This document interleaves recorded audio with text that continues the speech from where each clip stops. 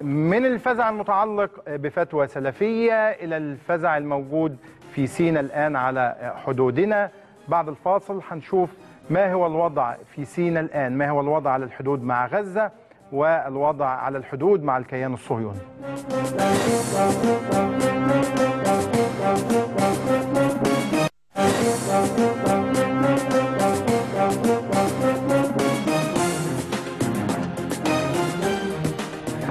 مشاهدينا نحييكم من جديد. نأسف لأننا خصصنا وقتا طويلا للحديث عن فتوى الشيخ السلفي عبد المنعم الشحات بتغطية التماثيل الفرعونية بالشمع، تغطية وجوه التماثيل بالشمع، لأنه الحقيقة هذه الفتوى لا تختلف عن الفتوى الطلبانية بتحطيم التماثيل، ويمكن أن تنعكس على أوضاعنا السياحية والاقتصادية والنفسية والثقافية. هذه الفتوى تحتاج إلى المزيد من المناقشات، وهي فتوى مثيرة للفزع، لكن ننتقل إلى فزع من نوع آخر عند الحدود، حدودنا مع غزة وحدودنا مع الكيان الصهيوني. أستاذ صلاح البولك مراسلنا من هناك. أستاذ صلاح أهلا بيك. أهلا أستاذ وائل، ازي حضرتك؟ أستاذ صلاح الحمد لله تمام. الوضع يبدو أنه في كل شوية المزيد من الأحداث، يعني بدأت الأحداث بهجوم مسلح على حافلتين إسرائيليتين أدى إلى قتل 7 من المسلحين و6 إسرائيليين حسبما أعلن. إسرائيل هددت بأنها ستفجر الأوضاع في غزة وستنتقم، وقالت إن المسلحين جاءوا من غزة. إيه اللي حصل بعد كده؟ التطور الأخطر الآن هو وقوع اشتباكات سقط نتيجتها ضابط رسمي مصري بحسب بعض المصادر، ذكرت لنا أن اسمه أحمد جلال، وهناك جنديان آخران، وهناك 3 مصابين، أحدهم وصل إلى مستشفى طابة.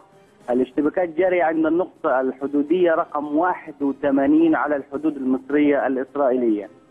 إسرائيل كانت قد تحدثت من أكثر اشتباكات أستاذ صلاح، اشتباكات بين من ومن؟ بين جنود مصريين وإسرائيليين. جنود مصريين وإسرائيليين، واستشهد ضابط مصري بالفعل. نعم، هذا آخر ما وصلنا من أنباء، وهناك أنباء لم تتأكد بعد عن آخرين من الجنود المصريين، و3 من المصابين وصل أحدهم إلى مستشفى طابة منذ أكثر من ساعة. ولا زالت الاشتباكات مستمرة حتى الآن بحسب بعض المصادر. في نفس الوقت هناك اشتباكات بين عناصر مسلحة والجيش المصري في منطقة الريسة بشمال سيناء عند مدخل مدينة العريش. ده اشتباكات من نوع آخر، يعني بين الجيش المصري ويعني هل بين الجماعات الجهادية التكفيرية والجيش المصري؟ هو لا يستطيع أحد أن يجزم بهوية مهاجمي وحدات الجيش المصري، لأنه بالأمس أيضا تم استهداف 3 نقاط للجيش المصري حول مدينة العريش في تطور خطير، وهو بعد أن كان الجيش المصري ينفذ عملية نسر التي يداهم من خلالها أوكار المتطرفين، تحول الأمر بشكل معاكس وهاجم هؤلاء المتطرفين والخارجين على القانون أيضا نقاط الجيش المصري. إذن أصبح الجيش المصري في موقف الدفاع، ولكنه يسيطر على الأمر بشكل كبير في منطقة الريسة التي تقع عند مدخل العريش، والأمر زمامه في يد الجيش المصري حتى الآن. لا نستطيع الحديث عن إصابات لأنه تأكد لنا عدم وجود إصابات في الجيش المصري، ولكننا لا نعلم ما إذا كانت هناك إصابات في الجانب الآخر حتى هذه اللحظة.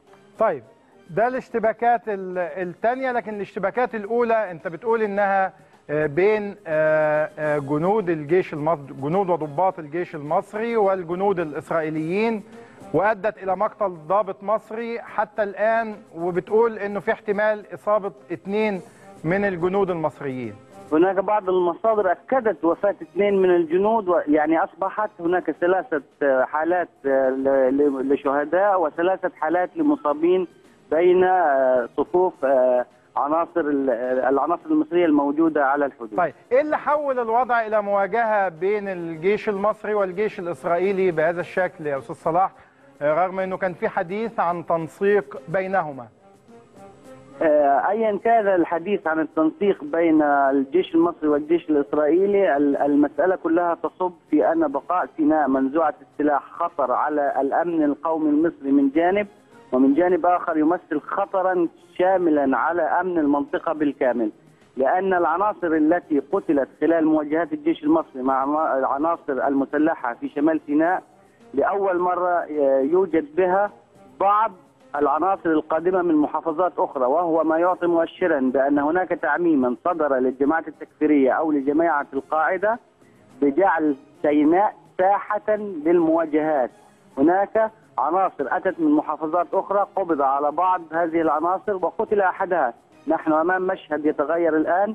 لا نعلم على وجه التحديد ما إذا كانت المسألة صحيحة فيما ذكر حول وجود طبيب أسامة بن لادن الذي هرب من أحد السجون المصرية في شمال سيناء، وصدور تعميم لعناصر القاعدة الموجودة في مصر بالتحرك وعمل قلاقل وإثارة التوترات والسعي لإقامة إمارة إسلامية داخل سيناء. المشهد مرتبك تماما، ولكنه يؤكد أننا على أبواب تغير كبير. والمسألة تدخل الآن في مفاوضات من المؤكد بين الجانب المصري والجانب الإسرائيلي. أستاذ صلاح، أنت بتقول كلام في منتهى الخطورة. لن يزول. بتقول كلام في منتهى الخطورة يتعلق بأنه يبدو أن هناك مخططا لتحويل سيناء إلى ساحة مواجهة بين كل الجماعات الجهادية، ويمكن أن يدخل فيها تنظيم القاعدة والجيش. يعني هم بيستغلوا وجود الجيش المصري لتحويل سيناء إلى حالة مواجهة. وقلت أنه كل الجماعات الجهادية التكفيرية بدأت تأتي من كل محافظات مصر إلى سيناء.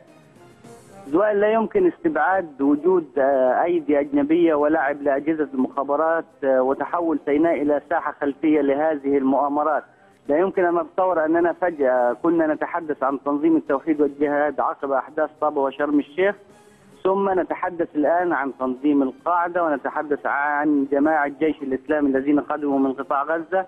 أحداث عريش في 29 يوليو شاركت فيها عناصر من كل هذه الأطياف، بالإضافة إلى أطياف من الخارجين على القانون. المسألة أعتقد أنها أكبر من أن ينظر إليها أنها جماعات متطرفة أو مجموعات خارجين على القانون. هناك شيء ما يدبر. مستقبل سيناء ترسمه أياد غير مصرية، وهناك أجندات غير مصرية تنفذ على أرض سيناء لم يكن لها حل سوى قدوم القوات المسلحة، استعادة انتشارها في سيناء، استمرارها في سيناء. أستاذ صلاح، خليك معايا كده نستمع إلى اللواء خالد فودة محافظ جنوب سيناء. سيادة المحافظ أهلا بيك. اهلا وسهلا. اهلا وسهلا. سيادة المحافظ، الحقيقة في المزيد من القلق يتعلق بالمواجهات التي تحدث في سيناء الآن. يعني يبدو كمان أن الخطر يشمل الجميع، الشمال والجنوب. الوضع في جنوب سيناء عامل إزاي؟ والله الوضع في جنوب سيناء مستوطن عليه تماما، والامور طبعا ماشيه طبقا للتخطيط اللي احنا مخططينه، والناس بتامن في اماكنها، كل واحد موجود في مكانه. كلنا بنعمل جيدا على تامين المنطقه اللي احنا موجودين فيها، باعتبارها من طابه طبعا، طابه نويبع دهب شرم الشيخ. انا سبق ونسيت الصبح ان اي طلقه خرجت من طابه، ما عندناش. المسافه بيننا وبين ايلات يعني تخش 30 25 كيلو.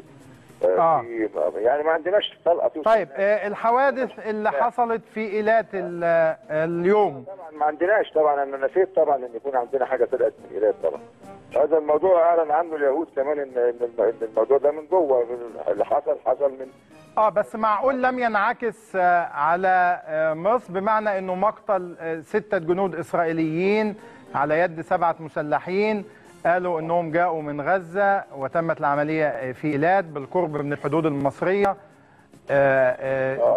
يعني احنا بنقول احنا ما فيش حد من عندنا لا اتحرك ولا حد ولا حاجه ولا طلقه طلعت من عندنا، ولا عندي طلقه اصلا ممكن توصل هناك، لان انا الاسلحه اللي عندي ايه بندقيه طبعا، ما عنديش انا الاسلحه الثقيله، لان منطقه منزوعه السلاح انت عارف، ما عندناش اي حاجه توصل هناك. فانا نفيت ان احنا يكون عندنا حاجه وصلت او طلقه من عندنا اتضربت الناحيه الثانيه، ونسيت انا الكلام ده.